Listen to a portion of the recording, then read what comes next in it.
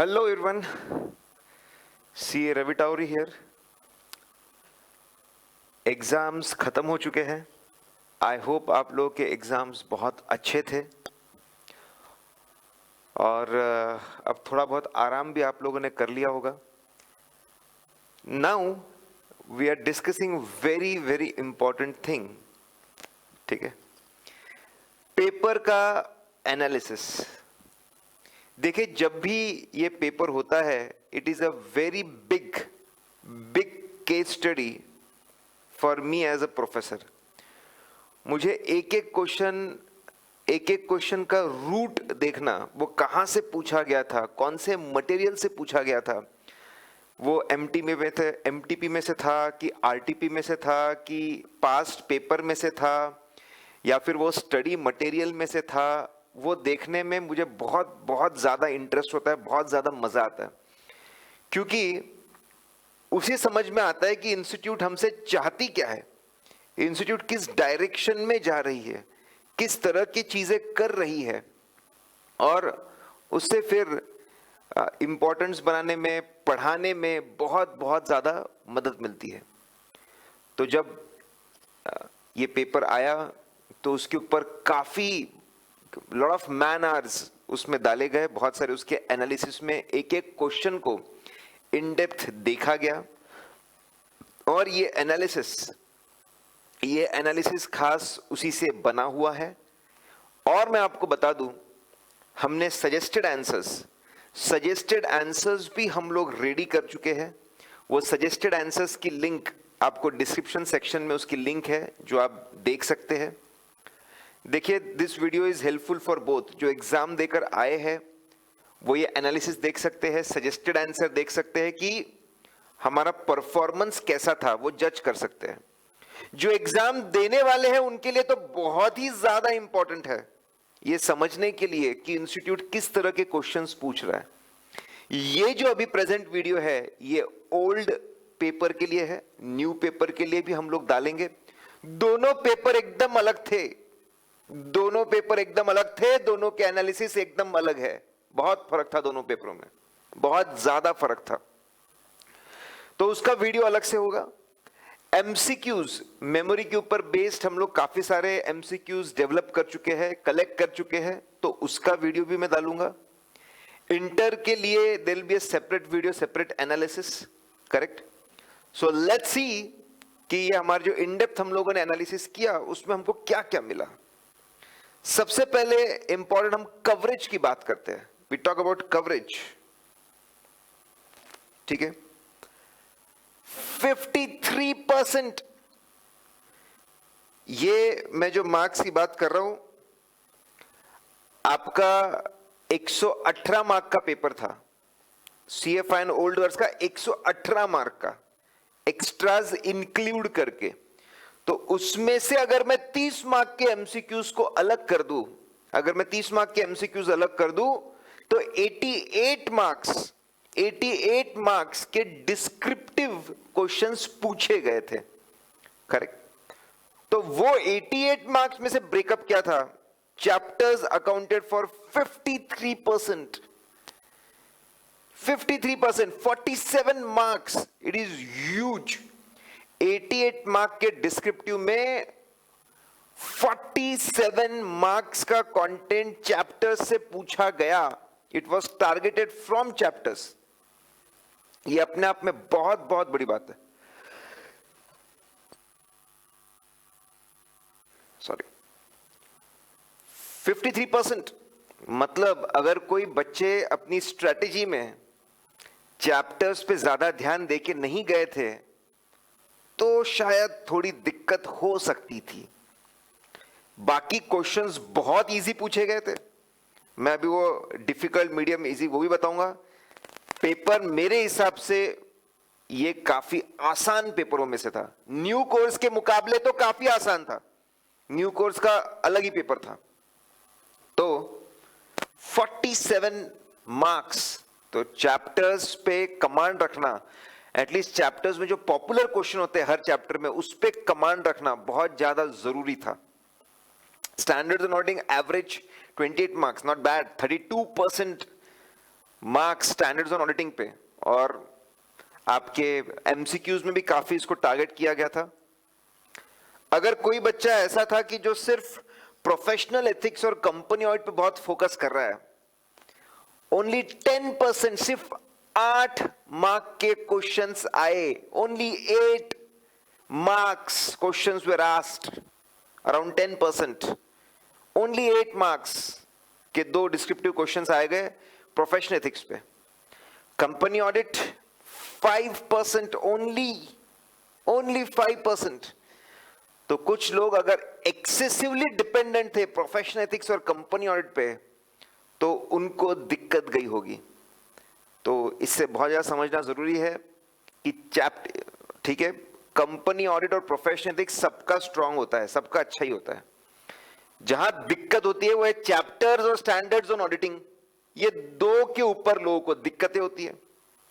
तो मैं बोलूंगा बच्चों को कि चैप्टर्स पे भी ध्यान दे, चैप्टर्स पे ध्यान देना बहुत जरूरी है। इससे हमारा जिस्ट, एक बहुत इंपॉर्टेंट लर्निंग हमको मिलती है। Source of the paper extremely important, source of the paper, ठीक है। पिछले 2 साल के, अगर मैं पिछले 2 साल के एमटीपीज और आरटीपीज की बात करूं, 33 मार्क्स यहां से टारगेट किया गया। 33 मार्क्स इज ह्यूज, मतलब 4 एमटीपीज आरटीपीज की मैं बात कर रहा हूं, ह्यूज, जबरदस्त है ये। 33 मार्क्स वहां से 2 साल के एमटीपीज आरटीपीज। मैं आपको बता दूं, अभी कुछ ही दिनों में we are going to launch a question bank. I think it should be one of the best, in fact I feel best question bank ever for CA final audit। उसमें आपका पूरा प्रैक्टिस मैनुअल कवर होगा, हर एक question, आपका study material पूरा cover होगा, सारे questions, आपके 7 एमटीपीज, ठीक है, 7 एमटीपीज, मतलब आप 3.5 साल 7 एमटीपी, 7 एग्जाम्स के एमटीपीज, 7 एग्जाम्स के आरटीपीज, 7 एग्जाम्स के पूरे एमटीपीज, 7 एग्जाम्स के आपके आरटीपीज, 7 एग्जाम्स पूरे, वो सब उसमें कवर रहेगा, and with shortcuts and authors notes and author comments. यही एनालिसिस देख करके हम काफी प्रेरित, और हमने उसको बेस बनाया, और हमने बोला एमटीपीज और आरटीपीज, मतलब कोई बच्चा अगर एमटीपीज आरटीपीज कवर करने में अपना समय देता है तो उसको रिच डिविडेंड्स मिले होंगे, बहुत ज्यादा फायदा हुआ होगा। और बच्चे अक्सर एमटीपीज और आरटीपीज को आखिरी में एंड में करते हैं। तो मैं ये बोलूंगा कि अगर कोई बंदा लग रहा है कि पास नहीं हो रहे और पढ़ाई रिपीट करने वाला है, सबसे पहले अगर आपके बेसिक्स क्लियर है, नोट्स आपके कवर्ड है, तो आपने एमटीपीज और आरटीपीज कवर करना चाहिए सबसे पहले, ठीक है। और कम से कम, ठीक है, 6-7 एग्जाम्स के तो करने ही चाहिए। रिसेंट पास्ट 5 साल के पेपर, अगर पास्ट पेपर से, तो 45% क्वेश्चंस वहां से थे, दैट्स गुड। 40 मार्क्स, 40 मार्क, मतलब आप समझ के देखिए कि कितने इंस्टीट्यूट का दिल, कितना दयावान लोग है वो। पास्ट में से 40 मार्क्स, 45% आपके पास्ट, इनको एड अप मत करिएगा। ये ओवरलैपिंग क्वेश्चन, एक क्वेश्चन हो सकता है एमटीपी आरटीपी भी है, एक हो सकता है कि पास्ट पेपर में भी, तो इसको ऐड मत करिए, ठीक है, नहीं तो कोई ऐड कर देगा। ऊपर हमने नोट डाला है, don't add up below marks, there is overlapping of the source. PM से 31 marks, that is not bad. 31 marks, 35% paper practice manual से था। तो practice manual has been evergreen, practice manual को हम छोड़ ही नहीं सकते, correct, we cannot leave practice manual, वहां से भी था। तो आप अगर देखेंगे तो तीनों को मिलाकर काफी अच्छा, इनफैक्ट नीचे दिया है 34 मार्क्स के न्यू क्वेश्चंस थे, 34 मार्क्स के न्यू क्वेश्चंस, मतलब वो एमटीपी में नहीं थे, आरटीपी में नहीं थे, पास्ट पेपर्स में नहीं थे, प्रैक्टिस मैनुअल में भी नहीं थे। डिफिकल्ट थे ऐसे नहीं बोल रहा हूं मैं, लेकिन वो नए क्वेश्चंस थे, they were new questions, medium, easy, medium, difficult, तीनों तरह के क्वेश्चन उसके अंदर थे। 34 मार्क्स। तो अगर कोई बोलता है कि मैं सिर्फ क्वेश्चन बैंक ही कर लेता हूं, तो शायद इतनी अच्छी स्ट्रेटेजी नहीं होगी। इंस्टीट्यूट सब चीजें नए क्वेश्चंस भी डाल रहा है। मतलब अगर आप सोच के देखें, 88 मार्क्स का था, 54, ये तीनों को अगर मैं मिला दूं तो 54 मार्क्स के क्वेश्चन कवर होते हैं। Correct? That is again big portion will get covered. 88 marks में से बहुत बड़ा पोर्शन कवर होता है 54 मार्क्स का, लेकिन 34 मार्क्स के क्वेश्चंस नए थे। That is 39%। 39% मतलब इसका ये भी है कि 61% क्वेश्चंस। आप अब इंस्टीट्यूट से और क्या एक्सपेक्ट करते हैं? सीए फाइनल में एमसीक्यूज दे दिए, एमसीक्यूज के साथ साथ 61% of the course is coming from practice manuals, recent papers, MTPs, RTPs. This was the best paper they can give. Best paper था ये, सबसे आसान, मतलब सबसे आसान बोलना भी एकदम सही नहीं होगा, बट एवरेज से तो थोड़ा कम ही डिफिकल्ट था ये। ठीक है, 54 मार्क्स यहां से थे, 34 मार्क्स के न्यू क्वेश्चंस थे। तो इंस्टीट्यूट वो भी ध्यान रख रही है कि आपका बाकी कवरेज कैसा है। हाँ, कभी कभी ऐसा होता है कि क्वेश्चन आंसर के नॉलेज के बेसिस पे हम कुछ सॉल्व कर पाते हैं यहाँ पे, बट देन 34 मार्क्स के क्वेश्चंस नए थे, ये भी जानना जरूरी है। ठीक है, इसीलिए क्यों सारी चीजें कवर करना क्यों इंपॉर्टेंट होता है वो शायद आप समझेंगे। GST audit 10 marks. Income tax audit से एक भी सवाल पूछा नहीं गया। इंस्टीट्यूट से हम ट्रेंड के साथ चलेंगे, ट्रेंड के साथ चलेंगे, और 10 मार्क का पूछा गया। यहां से हमने 2 घंटे का दो सवा 2 घंटे का वीडियो डाला था जीएसटी ऑडिट पे। हमने इन डेप्थ एक एक पॉइंट हम लोगों ने कवर किया जीएसटी ऑडिट पे। उसका वीडियो भी हम लोगों ने डाला था। जो आरटीपी में आना, ये अपने आप में बहुत बड़ा इंडिकेशन था, बहुत बड़ा इंडिकेशन। ठीक है, और फिर उन्होंने 10 मार्क का पूछा भी उसके ऊपर। They asked 10 mark question on GST audit. और जीएसटी ऑडिट में आपको बता दूं, पूछने का बहुत स्कोप है, बहुत सारी बातें वो लोग पूछ सकते हैं। An number of things they can ask. अभी तो बस शुरुआत हुई है। अगले आने वाले अटेम्प्ट्स में मुझे ऐसा लगता है कि जीएसटी ऑडिट पे काफी टारगेट किया जाएगा। इस चीज को बिल्कुल लाइटली ना दे, उस पे अच्छा खासा समय बिताए। ठीक है, और एज सेड हमने डिटेल वीडियो डाला हुआ है, इन डेप्थ एक एक पॉइंट के ऊपर, और 17 पेजेस में उसके शॉर्ट नोट्स भी बना के रखे थे हमने। आई होप बच्चों ने उसका, ठीक है, हमारे जो स्टूडेंट्स थे उनको तो हम भेज ही चुके थे, बाकी यूट्यूब पे भी लोगों ने उसका फायदा लिया होगा। 500 ऐसे 500 series accounted for 23 marks. That's superb. एक ही सीरीज 500 सीरीज में 23 मार्क।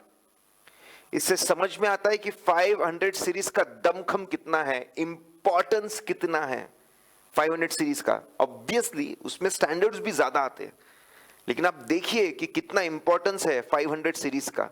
सीए फाइनल में भी, करेक्ट, सीए फाइनल में भी ये है। बहुत कुछ सीखने लायक है, बहुत कुछ। और मैंने आपको बोला कि सजेस्टेड आंसर है। सजेस्टेड आंसर में हम और एक चीज हम लोग ने इंक्लूड की है कि एक एक क्वेश्चन कहां से आया है वो आप सोर्स भी देख सकते हैं। You can see the complete source also. अब कुछ क्यूरियस क्वेश्चंस होंगे आपके दिमाग में, वो मैं फटाफट बता दूं। क्वेश्चन नंबर 2C था इंसॉल्वेंसी प्रोफेशनल। क्या हम इंसॉल्वेंसी प्रोफेशनल लिख सकते हैं हमारे विजिटिंग कार्ड्स पे, लेटर हेड पे? आंसर इज यस, हम लिख सकते हैं। It is recognised by central government. ठीक है, ये जो टाइटल है सेंट्रल गवर्नमेंट से रिकॉग्नाइज्ड है, और बच्चों को ये पता होना चाहिए था, नवंबर 18 के आरटीपी में था ये। मैं जो आपको बोल रहा था आरटीपी नवंबर 18 के आरटीपी में था। अगर ये क्वेश्चन आप नहीं क्रैक कर पाए तो आपकी तैयारी में सीरियस डेफिशिएंसी थी। अगर आप रीसेंट एग्जाम्स के एमटीपीज आरटीपीज कवर नहीं कर रहे हैं, करेक्ट, तो देयर वाज सीरियस प्रॉब्लम। हाथ के मार्क्स थे, ये लॉलीपॉप था ये। इंसॉल्वेंसी प्रोफेशनल लिखना अलाउड है। Question number 4A, company audit का एकमात्र क्वेश्चन, वो भी उन्होंने केस स्टडी डाली। केस स्टडी में ऐसा था कि डॉटर के पास में, डॉटर ने शेयर्स खरीदे हैं, डॉटर के हस्बैंड ने शेयर्स खरीदे हैं, क्या होगा बताइए। तो ऐसा है, इसमें खास बात ये थी, करेक्ट, 1 लाख फेस वैल्यू की लिमिट है, वो हम सब जानते हैं, लेकिन ऑल रिलेटिव्स टेकन टुगेदर, सभी रिलेटिव्स को मिलाकर, ये लिमिट इंडिविजुअल रिलेटिव की नहीं है। This is not of individual relative. Individual relative की हम बात नहीं कर रहे साहब, करेक्ट, सभी रिलेटिव्स को मिलाकर ये लिमिट थी, ये ध्यान रखना था। डॉटर और डॉटर के जो हस्बैंड है वो दोनों रिलेटिव के डेफिनेशन में आते हैं, तो दोनों की शेयर होल्डिंग मिलाते हैं तो it crosses 1 lakh. 1 lakh face value cross करता है। मार्केट वैल्यू भी दी थी जिसका कोई मतलब नहीं था, कोई उसको इंपॉर्टेंस नहीं देना चाहिए था। और फिर ऐसा बोला गया कहानी में ट्विस्ट कि उन्होंने सारे शेयर्स बेच भी दिए, लेकिन 60 डेज खत्म होने के बाद, करेक्टिव एक्शन के लिए 60 दिन थे उसके बाद, तो ऐसे केस में क्योंकि 60 दिन गुजर चुके हैं, auditor will get disqualified, automatic removal from the office हो जाएगा। ठीक है। क्वेश्चन 4C साहब, ये क्वेश्चन इतनी बार पूछा जा रहा है, इतनी बार पूछा जा रहा है, क्या बताऊं कितनी बार पूछा जा रहा है रिसेंट पास्ट में। एक कंपनी के शेयर्स खरीदे हमने 50% से ज्यादा, 51%, लेकिन वो टेम्पररी होल्डिंग है, टेम्पररी होल्डिंग है, नवंबर 18 के भी था। अब लेकिन मुद्दे की बात यह है, इंस्टीट्यूट का आंसर पीएम में जो आंसर बरसों से चल रहा है वो गलत है। हमने पिछले बार इंस्टीट्यूट्स के पास में प्रूफ भेजे, एचडीएफसी की एनुअल रिपोर्ट भेजी, सारा राइटअप भेजा, और वो आंसर को हमने रेक्टिफाई करवाया, वी रेक्टिफाइड इट, और इंस्टीट्यूट ने उसको रेक्टिफाई भी किया, सजेस्टेड आंसर्स रेक्टिफाई किए। नवंबर 18 का न्यू कोर्स का अगर आप सजेस्टेड आंसर उठाएंगे तो उसको करेक्ट किया गया, लेकिन कॉरिजेंडम इशू नहीं किया गया। तो बच्चों को कैसे पता चलेगा कि हमने आंसर रेक्टिफाई किया है।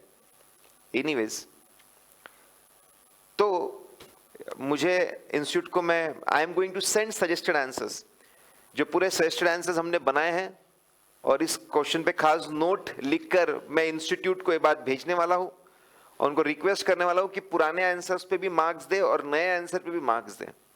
ऐसा है कि सेक्शन 129 बोलता है कि कंसोलिडेशन मैंडेटरी है सब्सिडरीज को, और किसको कंसोलिडेट करना, कैसे कंसोलिडेट करना, आप शेड्यूल 3 देखिए।